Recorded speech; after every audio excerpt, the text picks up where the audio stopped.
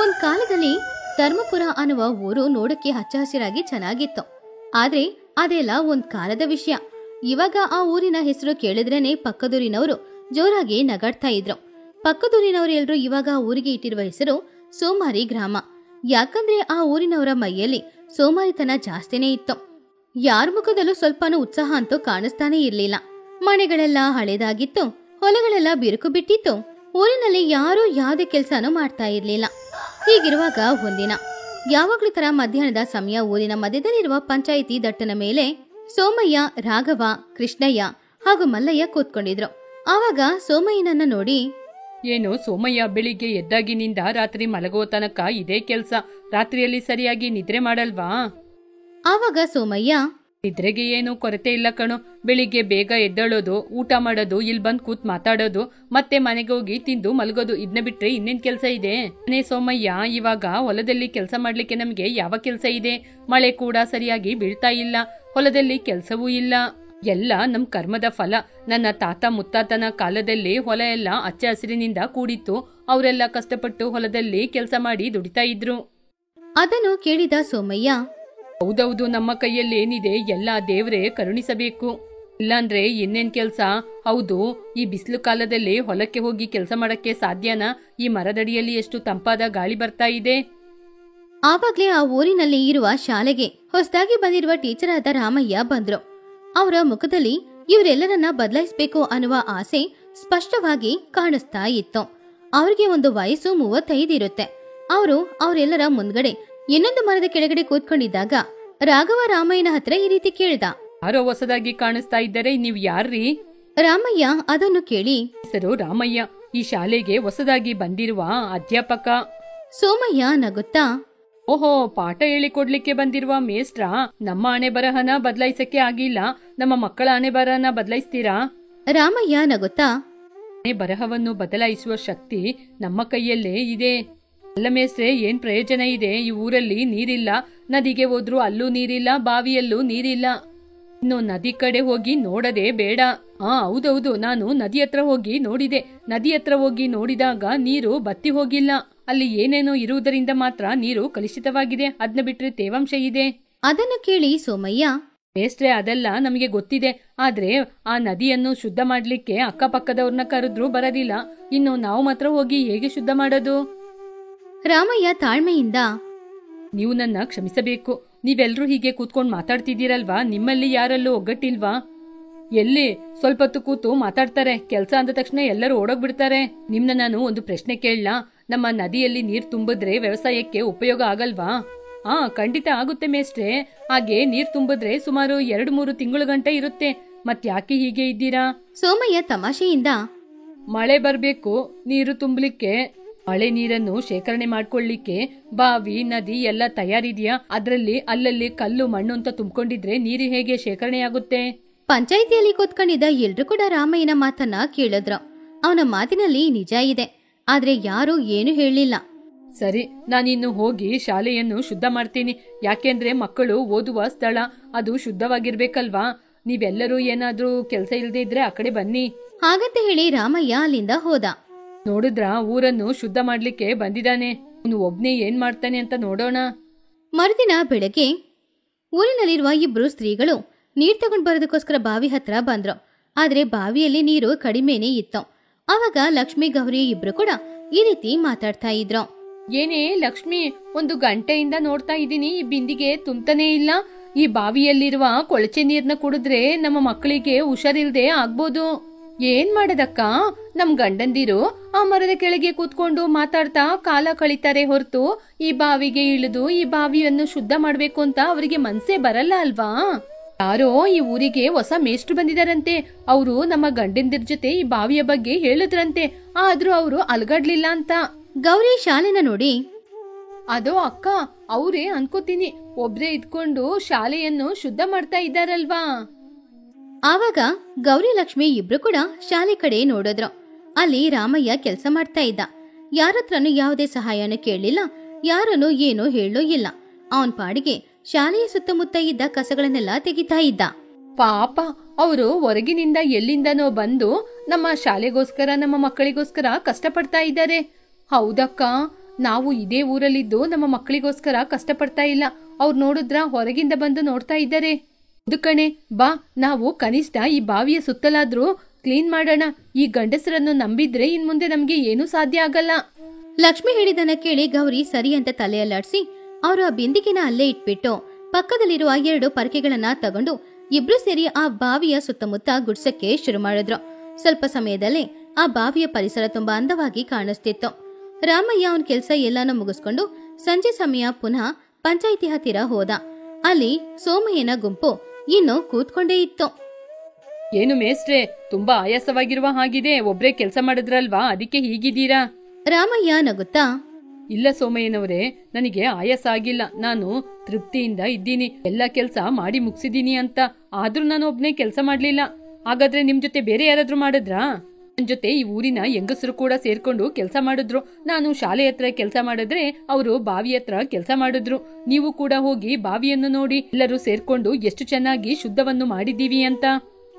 ರಾಮಯ್ಯ ಹೇಳಿದನ ಕೇಳಿ ಎಲ್ರೂ ತುಂಬಾನೇ ಆಶ್ಚರ್ಯಪಟ್ರು. ಅವರ ಊರಿನಲ್ಲಿರುವ ಸ್ತ್ರೀಗಳು ಕೆಲಸ ಮಾಡಕ್ಕೆ ಶುರು ಮಾಡಿದ್ರು ಅಂತ ತಿಳ್ಕೊಂಡು ಎಲ್ರೂ ನಾಚಿಕೆಯಿಂದ ತಲೆ ಬಗ್ಗೆ ನಿಂತ್ಕೊಂಡಿದ್ರು. ಆವಾಗ ಅಲ್ಲೇ ಇದ್ದ ಕೃಷ್ಣಯ್ಯ, ಹೆಂಗಸ್ರೆ ಅಷ್ಟೊಂದು ಕೆಲಸ ಮಾಡುವಾಗ ಗಂಡಸರು ನಾವ್ಯಾಕೆ ಕೂರ್ಬೇಕು? ರಾಮಯ್ಯ ಹೇಳಿದನ ಕೇಳಿ, ಪುಟ್ಟಣ್ಣನವರೇ, ಸರಿಯಾಗಿ ಹೇಳಿದ್ರಿ. ನಾವು ಕಷ್ಟಪಟ್ಟು ಕೆಲಸ ಮಾಡಿದ್ರೆ ಮಾತ್ರ ಸಂತೋಷವಾಗಿ ಇರಲು ಸಾಧ್ಯ. ನಾಳೆ ಬೆಳಿಗ್ಗೆ ನಾನು ನದಿ ಹತ್ರ ಬರ್ತೀನಿ. ನನ್ನ ಕೈಯಲ್ಲಾದ ಕೆಲಸವನ್ನು ನಾನು ಮಾಡ್ತೀನಿ. ನೀವು ಕೂಡ ಬಂದು ನಿಮ್ಮ ಕೈಯಲ್ಲಾದ ಕೆಲಸವನ್ನು ಮಾಡಿಕೊಡಿ. ಒಂದೊಂದಿನ ನಿಧಾನವಾಗಿ ಸ್ವಲ್ಪ ಸ್ವಲ್ಪ ಕೆಲಸ ಮಾಡೋಣ. ಒಂದು 10 ದಿನ ಕಳೆದು ನೋಡೋಣ. ಆನಂತರ ನಮ್ಮ ಬಾವಿ, ನಮ್ಮ ನದಿ ಎಲ್ಲವೂ ಎಷ್ಟೊಂದು ಶುದ್ಧವಾಗಿರುತ್ತೆ ಅಂತ ನಿಮ್ಗೆ ಗೊತ್ತಾಗುತ್ತೆ. ರಾಮಯ್ಯ ಹಾಗಂತ ಹೇಳಿ ಅಲ್ಲಿಂದ ಅವನ್ ಮನೆ ಕಡೆ ಹೋದ. ಅಲ್ಲಿದ್ದವರು ಎಲ್ರೂ ಕೂಡ ನಿಶಬ್ದವಾಗಿ ಕೂತ್ಕೊಂಡಿದ್ರು. ಸೋಮಯ್ಯ ಮೇಷ್ಟ್ರು ಹೇಳಿದ್ದು ಕೂಡ ನಿಜಾನೇ. ಹೊರಗಿನಿಂದ ಬಂದವರು ಅಷ್ಟೊಂದು ಕೆಲಸ ಮಾಡುವಾಗ ನಾವು ಹೀಗೆ ಕೂತಿರೋದು ಸರಿನಾ? ಅದಕ್ಕೇನೆ ನಮ್ಮ ಹೆಂಗಸರು ಕೂಡ ನಮ್ನ ಬೈತಾನೆ ಇರೋದು. ಸೋಮಯ್ಯ ಸ್ವಲ್ಪ ಹೊತ್ತು ಯೋಚನೆ ಮಾಡಿ ಆಮೇಲೆ ಈ ರೀತಿ ಹೇಳ್ದ, ಸರಿ ಕಣೋ, ನಾಳೆ ಹೋಗಿ ನಾವು ಕೆಲಸ ಮಾಡೋಣ. ನನಗೇನೋ ಅವನ್ ಮಾತಿನ ಮೇಲೆ ನಂಬಿಕೆ ಇದೆ. ನಾಳೆ ಒಂದಿನ ಎಲ್ಲರೂ ಹೋಗಿ ಕೆಲಸ ಮಾಡೋಣ. ಮರುದಿನ ಬೆಳಗ್ಗೆ ರಾಮಯ್ಯ ಹೇಳಿದ ಹಾಗೇನೆ ಆಯುಧಗಳನ್ನ ತಗೊಂಡು ನದಿ ತೀರಕ್ಕೆ ಬಂದ. ಅಲ್ಲಿ ಅವನೊಬ್ನೇ ಕೆಲಸ ಮಾಡಕ್ಕೆ ಶುರು ಮಾಡ್ದ. ಆವಾಗ ಅವನನ್ನ ನೋಡಿ ಕೃಷ್ಣಯ್ಯ ಹಾಗೂ ಇನ್ನು ಕೆಲವರು ಅಲ್ಲಿಗೆ ಬಂದ್ರು. ಅವರು ಕೂಡ ಕೆಲಸ ಮಾಡಕ್ಕೆ ಶುರು ಮಾಡಿದ್ರು. ಅವರನ್ನು ಕೆಲಸ ಮಾಡ್ತಾ ಇರೋದನ್ನ ನೋಡಿ ರಾಮಯ್ಯ ತುಂಬಾನು ಸಂತೋಷಪಟ್ಟ. ಬನ್ನಿ ಮಿತ್ರರೇ. ಅವರು 4 ಜನ ಸೇರಿ ಕೆಲಸ ಮಾಡ್ತಾ ಇದ್ದಾಗ ಊರಿನವರು ಒಬ್ಬೊಬ್ಬರಾಗಿ ಬಂದು ನೋಡ್ತಾ ಇದ್ರು. ಅರ್ಧ ಗಂಟೆ ಸಮಯದ ನಂತರ ಕೈಯಲ್ಲಿ ಆಯುಧನ ಇಟ್ಕೊಂಡು ಸೋಮಯ್ಯ ಕೂಡ ಅಲ್ಲಿಗೆ ಬಂದ. ಎಲ್ರೂ ಕೆಲಸ ಮಾಡ್ತಾ ಇರೋದನ್ನ ನೋಡ್ದ. ಇವಾಗ್ಲೂ ಅವನಿಗೆ ಒಂದು ಅನುಮಾನ ಇತ್ತು. ಆದ್ರೂ ಯಾವುದೋ ಒಂದು ನಂಬಿಕೆಯಲ್ಲಿ ಎಲ್ರೂ ಕಿವಿಯಲ್ಲೂ ಬೀಳೋ ತರ, ಏನೋ ಮೇಷ್ಟ್ರು ಕರೆದ್ರು ಅಂತಾನೆ ನಾನು ಬಂದಿದ್ದು. ಹಾಗಂತ ಹೇಳಿ ಅವನು ಕೂಡ ಅವ್ರ ಜೊತೆ ಸೇರಿ ಕೆಲಸ ಮಾಡಕ್ಕೆ ಶುರು ಮಾಡ್ದ. ಹಾಗೆ ಮೊದ್ಲು ಅಲ್ಲಿ 5 ಜನ ಕೆಲಸ ಮಾಡ್ತಿದ್ರು. ಮರುದಿನ 10 ಜನ ಆದ್ರು. ಆಮೇಲೆ ಮರುದಿನ 20 ಜನ ಆದ್ರು. ಹೀಗೆ ಊರಿನಲ್ಲಿರುವ ಗಂಡಸರು ಎಲ್ರೂ ಕೆಲಸ ಮಾಡ್ತಾ ಇದ್ರು. ಊರಿನಲ್ಲಿರುವ ಹೆಂಗಸರು ಅವ್ರಿಗೆ ಅನ್ನ ಸಾರು ತಗೊಂಡ್ ಬಂದು ಕೊಡ್ತಾ ಇದ್ರು. ಹೀಗೆ 20 ದಿನಗಳು ಆಯ್ತು. ಊರಿನೊಳಗಡೆ ಯಾರೂ ಇಲ್ಲ. ಆದ್ರೆ ಊರಿನ ಗಡಿಯಲ್ಲಿರುವ ನದಿ ಹತ್ರ ಎಲ್ರೂ ಇದ್ರು. 20 ದಿನಗಳು ಕಷ್ಟಪಟ್ಟು ದುಡಿದಿದ್ರಿಂದ ಆ ನದಿಲಿರುವ ಮಣ್ಣನ್ನೆಲ್ಲ ತೆಗೆದು ಇವಾಗ ನದಿ ತುಂಬಾನು ವಿಶಾಲವಾಗಿ ಕಾಣಿಸ್ತಿತ್ತು. ತುಂಬಾನೇ ಆಳವಾಗಿ ವಿಶಾಲವಾಗಿ ಇರೋದ್ರಿಂದ ಮಳೆ ಬಂದ್ರೆ ಆ ನದಿಯಲ್ಲಿ ನೀರು ತುಂಬಾನೇ ಸೇಕರಿಸಿ ಇಡ್ಬೋದು.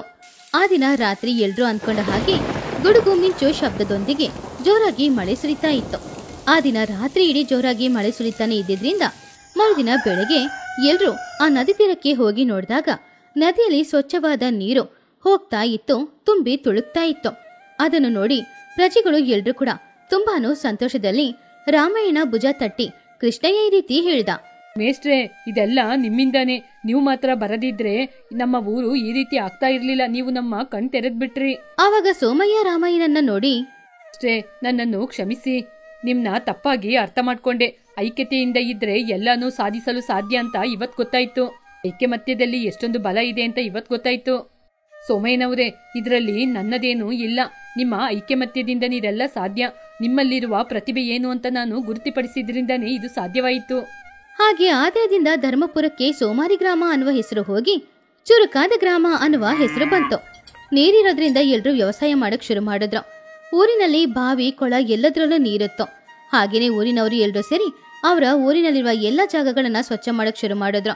ಇವಾಗ ಸೋಮಯ್ಯ ಎಲ್ಲರಿಗಿಂತನೂ ತುಂಬಾ ಚುರುಕಾದ ರೈತನಾದ. ಈ ಕಥೆಯಲ್ಲಿರುವ ನೀತಿ ಏನು ಅಂದ್ರೆ, ನಮ್ಮ ಹಣೆ ಬರಹನ ಬೈಯೋದನ್ನ ಬಿಟ್ಬಿಟ್ಟು ನಾವು ಕಷ್ಟಪಟ್ಟು ದುಡಿಯಕ್ಕೆ ಶುರು ಮಾಡಿದ್ರೆ ನಮ್ಮ ಹಣೆ ಬರಹನ ಬದಲಾಯಿಸ್ಕೊಳ್ಳಕ್ಕಾಗುತ್ತೆ. ಆದ್ರಿಂದ ಕಷ್ಟಪಟ್ಟು ದುಡಿಯಕ್ಕೆ ಯಾವಾಗ್ಲೂ ಕಷ್ಟಪಡ್ಲೇಬಾರ್ದು. ಅನಂತಗಿರಿ ಅನ್ನುವ ಊರಿನಲ್ಲಿ ರಾಜಯ್ಯ ಅನ್ನುವ ಒಬ್ಬ ದೊಡ್ಡ ಶ್ರೀಮಂತ ಇದ್ದ. ರಾಜಯ್ಯನ ಹೆಂಡತಿ ಕೆಲವು ದಿನಗಳ ಹಿಂದೆನೆ ತೀರ್ಕೊಂಡಿದ್ರು. ರಾಜಯ್ಯನ ಮಕ್ಳೆಲ್ರು ಓದಿದವರು. ಸಿಟಿಯಲ್ಲೇ ಅವ್ರೆಲ್ರು ಓದಿ ಅಲ್ಲೇ ಕೆಲ್ಸಕ್ಕೋಗಿ ಅಲ್ಲೇ ಸೆಟ್ಲಾಗಿದ್ರು. ಆದ್ರೆ ರಾಜಯ್ಯ ಮಾತ್ರ ಅವರು ಹುಟ್ಟಿ ಬೆಳೆದ ಅವರ ಸ್ವಂತ ಊರನ್ನ ಬಿಟ್ಬಿಟ್ಟು ಎಲ್ಲಿಗೂ ಹೋಗಕ್ಕೆ ಇಷ್ಟ ಇಲ್ಲದೆ, ಬೇರೆ ದಾರಿನೂ ಇಲ್ಲದೆ ಅದೇ ಊರಿನಲ್ಲಿ ಇದ್ರು. ಆವಾಗವಾಗ ಅವರ ಮಕ್ಳು ಬಂದು ಅವರನ್ನ ನೋಡ್ಕೊಂಡು ಹೋಗ್ತಾ ಇದ್ರು. ಅವ್ರ ಮನೇಲಿ ಒಬ್ಬ ಅಡಿಗೆಯವನಿದ್ದ. ಅವನ ಹೆಸರು ಗೋಪಾಲ. ಅವನೇ ರಾಜಯ್ಯನಿಗೆ ಎಲ್ಲಾನು ಮಾಡಿಕೊಡ್ತಿದ್ದ. ಗೋಪಾಲ, ಏ ಗೋಪಾಲ, ಏನ್ ದಣಿ ಕರೆದ್ರಿ? ಹೊರಗಡೆ ವಾತಾವರಣ ಬದಲಾಗಿದೆ, ಮಳೆ ಬರೋ ತರ ಇದೆ ಕಣೋ. ಇಂಥ ವಾತಾವರಣದಲ್ಲಿ ಬಿಸಿ ಬಿಸಿ ಬಜ್ಜಿ ತಿಂದ್ರೆ ತುಂಬಾ ಚೆನ್ನಾಗಿರುತ್ತೆ. ನೀನ್ ಹೋಗಿ ಬಿಸಿ ಬಿಸಿ ಬಜ್ಜಿ ಮಾಡ್ಕೊಂಡ್ ಬಾ. ಬಜ್ಜಿನಾ ಅಂತ ಯಾಕೋ ಬಾಯ್ ಬಿಡ್ತಾ ಇದೀಯಾ? ಬಜ್ಜಿನೇ, ಹೋಗು ಬೇಗ ತಗೊಂಡ್ ಬಾ. ದಣಿ, ನಿಮ್ಗೆ ಆರೋಗ್ಯ ಸರಿ ಇಲ್ಲ. ಇವಾಗ ಎಣ್ಣೆಯಲ್ಲಿ ಹಾಕಿರುವ ಯಾವುದೇ ಆಹಾರನು ತಿನ್ಬಾರ್ದು. ನೀವು ಬಿಸಿ ಬಿಸಿ ಬಜ್ಜಿ ಕೇಳಿದ್ರೆ ನನ್ನಿಂದ ಮಾಡಿಕೊಡಕ್ ಆಗಲ್ಲ. ನೀವು ನಿಮ್ಮ ಮಕ್ಕಳ ಹತ್ರ ಹೇಳಿದ್ರು ಪರವಾಗಿಲ್ಲ. ನಾನಂತೂ ನಿಮ್ಮ ಆರೋಗ್ಯದ ವಿಷಯದಲ್ಲಿ ನಿರ್ಲಕ್ಷ್ಯದಿಂದ ಇರಕ್ಕಾಗಲ್ಲ. ನನ್ನ ಆರೋಗ್ಯ ಮುಖ್ಯ ಅಂತ ನಾನು ಏನೇ ಕೇಳಿದ್ರು ನೀನು ಮಾಡಿಕೊಡ್ತಾನೆ ಇಲ್ಲ ಕಣೋ. ಅದಕ್ಕೆ ನಿನ್ ಮೇಲೆ ನನಗೆ ತುಂಬಾನೇ ಕೋಪ ಬರ್ತಾ ಇದೆ. ನನ್ನ ಆರೋಗ್ಯದ ಬಗ್ಗೆ ನಿನ್ ಕಾಳಜಿ ವಹಿಸೋದಂತೂ ಸಂತೋಷನೇ, ಆದ್ರೆ ಅದಕ್ಕೋಸ್ಕರ ಏನು ಮಾಡಿಕೊಡಲ್ಲ ಅಂದ್ರೆ ಹೇಗೆ ಹೇಳೋ? ನೀನನ್ನು ನೋಡಿ ನಾನು ಸಂತೋಷ ಪಡ್ಬೇಕಾ ಇಲ್ಲ ಅಳ್ಬೇಕಾ ಅಂತಾನೆ ಗೊತ್ತಾಗ್ತಿಲ್ಲ. ದಣಿ, ನೀವು ಕೋಪ ಮಾಡ್ಕೊಂಡ್ರು ಸಂತೋಷ ಪಟ್ರು ಪರವಾಗಿಲ್ಲ. ನಾನು ನಿಮಗೆ ಬಿಸಿ ಬಿಸಿಯಾಗಿ ರಾಗಿ ಗಂಜಿ ಮಾಡ್ಕೊಂಡ್ ಬರ್ತೀನಿ. ಅದನ್ನು ಬಿಸಿಯಾಗಿರುತ್ತೆ. ಇವಾಗ ನೀವು ಅದನ್ನ ಕುಡೀರಿ. ಹಾಗಂತ ಬಿಸಿ ಬಿಸಿಯಾಗಿ ರಾಗಿ ಗಂಜಿ ಮಾಡಿ ತಗೊಂಡ್ ಬಂದು ರಾಜಯ್ಯನಿಗೆ ಕುಡಿಯಕ್ಕೆ ಕೊಟ್ಟ. ಏನೋ ಸರಿ, ನಂಗೆ ನಿದ್ರೆ ಬರ್ತಾ ಇದೆ, ಹೋಗಿ ಮಲಗ್ತೀನಿ ಕಣೋ. ದಣಿ, ನೀವು ಮಾತ್ರೆ ಹಾಕೊಳ್ಳೇ ಇಲ್ಲ. ದಿನ ಈ ರೀತಿ ಮಾತ್ರೆ ಹಾಕೊಳ್ಳಕ್ಕೆ ಮರ್ತ್ರೆ ಹೇಗೆ? ನಾನು ಮರ್ತೋದು ನೆನ್ಸಕ್ಕೆ ನೀನಿದೆಯಲ್ವಾ? ನನಗೆ ನನ್ ಮೇಲಿರೋ ನಂಬಿಕೆಗಿಂತ ನಿನ್ ಮೇಲೆ ಜಾಸ್ತಿ ಇದೆ. ಬಾಯ್ ತುಂಬಾ ನನ್ನ ಹೊಗಳ್ತಾ ಇದ್ದೀರ ದಣಿ, ಮೊದ್ಲು ಈ ಮಾತ್ರೆ ಹಾಕೊಳ್ಳಿ. ಹಾಗಂತ ರಾಜಯ್ಯನಿಗೆ ಮಾತ್ರೆ ಕೊಟ್ಟ. ರಾಜಯ್ಯನು ಮಾತ್ರೆ ಹಾಕೊಂಡು ಅವರ ರೂಮಿಗೆ ಹೋಗಿ ಚೆನ್ನಾಗಿ ಮಲ್ಗೆ ನಿದ್ರೆ ಮಾಡಿದ್ರು. ಹಾಗೆ ಗೋಪಾಲ್ ರಾಜಯ್ಯನನ್ನ ತುಂಬಾ ಚೆನ್ನಾಗಿ ನೋಡ್ಕೊಳ್ತಾ ಇದ್ದ. ಹೀಗೆ ದಿನಗಳು ಹೋಗ್ತಾ ಇತ್ತು. ಒಂದಿನ ಅಂಜಯ್ಯ ರಾಜಯ್ಯನನ್ನ ನೋಡಕ್ಕೆ ಬಂದ. ನಮಸ್ಕಾರ ರಾಜಯ್ಯ ಅವರೇ, ಹೇಗಿದ್ದೀರಾ? ನಿಮ್ಗೆ ಇವಾಗ ಆರೋಗ್ಯ ಪರವಾಗಿಲ್ವಾ?